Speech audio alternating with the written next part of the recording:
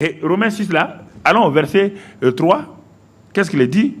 Et Romains 6, il est écrit là-bas, mon frère, que ignorez-vous donc que nous tous qui avons été baptisés en Jésus-Christ, en sa mort que nous avons été baptisés, nous avons donc été ensevelis avec lui par le baptême en sa mort. Ça, c'est ce que Dieu a vu. Avant que tu fasses ton baptême d'eau là, c'est Dieu déjà. Le mot baptême là, c'est un mot immergé dans sa mort et immergé dans son ensevelissement et immergé, c'est-à-dire plongé, tu es devenu un avec lui. Nous avons été ensevelis avec lui par le baptême en sa mort, afin que comme Christ est ressuscité des morts par la gloire du Père, et de même nous aussi nous marchions en nouveauté de vie. En effet, si nous sommes devenus une même plante avec lui, par la conformité à sa mort. On parle de plante, on ne parle pas de baptême d'eau. Nous sommes devenus une même plante, par la conformité à sa mort. Nous le serons aussi par la conformité à sa résurrection, sachant que notre vieil homme a été crucifié. On ne parle pas de baptême d'eau ici d'abord. Ce baptême-là, si tu n'as pas compris, ce que Dieu te dit, ce qui s'est passé, c'est ce qu'il t'explique ici. C'est cet homme et cette femme qui a compris ça.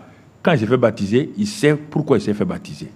Il comprend l'importance du baptême.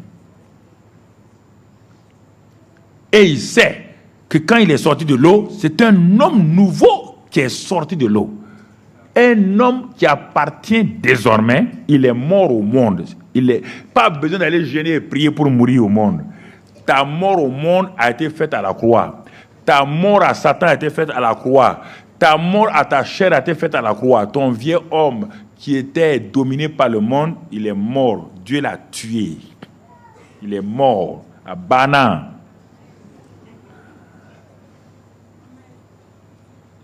Comment quelqu'un qui n'est pas mort va aller se consacrer? Quel est le jeûne de la prière qui va consacrer un non mort? Je vous pose la question, expliquez-moi un peu. Il n'est pas mort au monde. Il ne connaît pas qu'il a été crucifié. Et il va aller jeûner et prier. Pour faire quoi? Je vous pose la question. C'est pourquoi tu pries, tu jeûnes. Depuis 15 ans, tu jeûnes, tu as changé? Tu as changé? Quand tu as commencé le jeûne de la prière pour te consacrer à Dieu là, tu buvais 2 cajots de bière. Aujourd'hui, tu bois demi-cajot. C'est bière, c'est bière. 2 cajots, demi-cajot, c'est bière. Voici le vrai problème des chrétiens. C'est pourquoi ils se bagarrent. Il ne peut pas pardonner. Il n'est pas mort. Quelqu'un qui n'est pas mort ne peut pas pardonner. Tu es mort à ta vieille vie, rancunière comme grand R. Tu es mort à ça. La rancune n'a pas de pouvoir sur toi. Mais écoutez le verset. Celui qui est mort est libre du péché. Ce n'est pas une doctrine. Celui qui est mort est libre de quoi? C'est pour vous comprendre la différence entre Pierre et Paul. Pierre a marché avec Jésus. Il a connu Jésus. Il a vécu avec Jésus. Non, il n'a pas expérimenté. Paul était contre Jésus. Il dit qu'il était le premier des pécheurs. 1. Il était le ravageur de l'église. 2. Il était le destructeur. Et ensuite, il respirait le meurtre contre l'église de Christ. Quand il a rencontré, regarde, Paul est mort à lui-même sur la route de Damas. Il est mort à lui-même.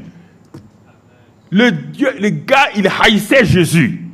Quand Jésus a dit c'est moi, il dit Seigneur, que veux-tu que je fasse? Il est mort. C'est un mort qu'on a pris à le mettre dans Damas. Et c'est pourquoi Dieu dit à Ananias d'aller parler à ce mort-là, de lui donner une vie nouvelle.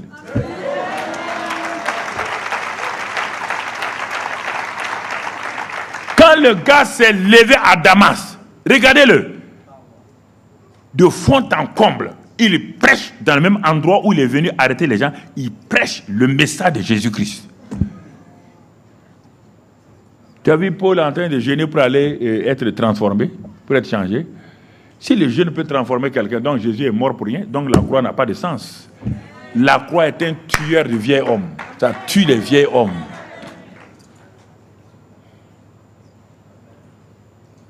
Tu vas changer un homme qui n'est pas mort comment?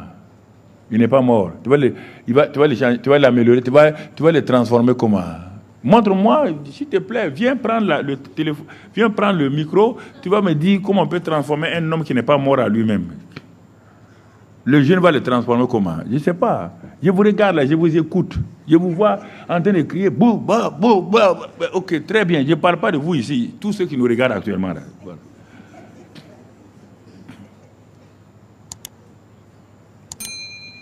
Un homme alcoolique qui est mort, tu vas aller poser tous les bars du monde devant sa tombe. Il peut boire?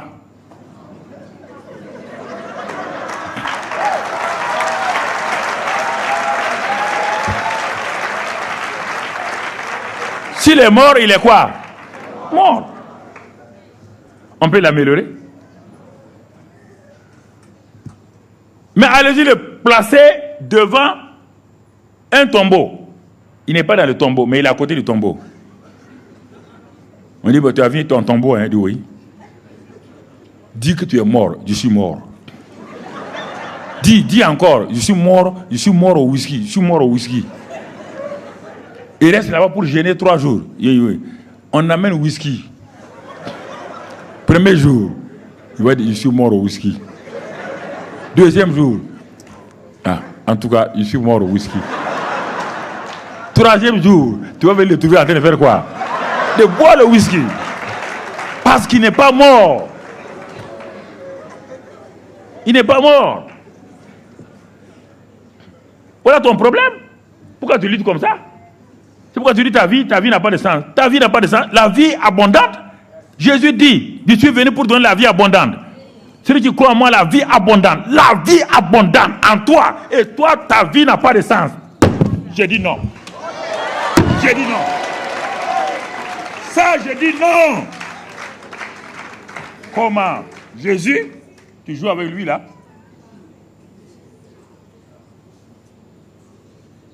Ma vie n'a pas de sens. La vie abondante? La vie éternelle? Et toi, quelle lutte tu veux faire?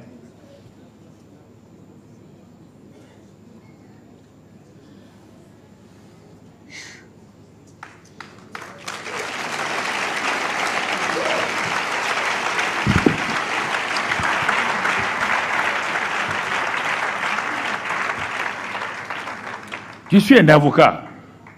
Je prends mes arguments dans la Bible. Et je gagne mon procès.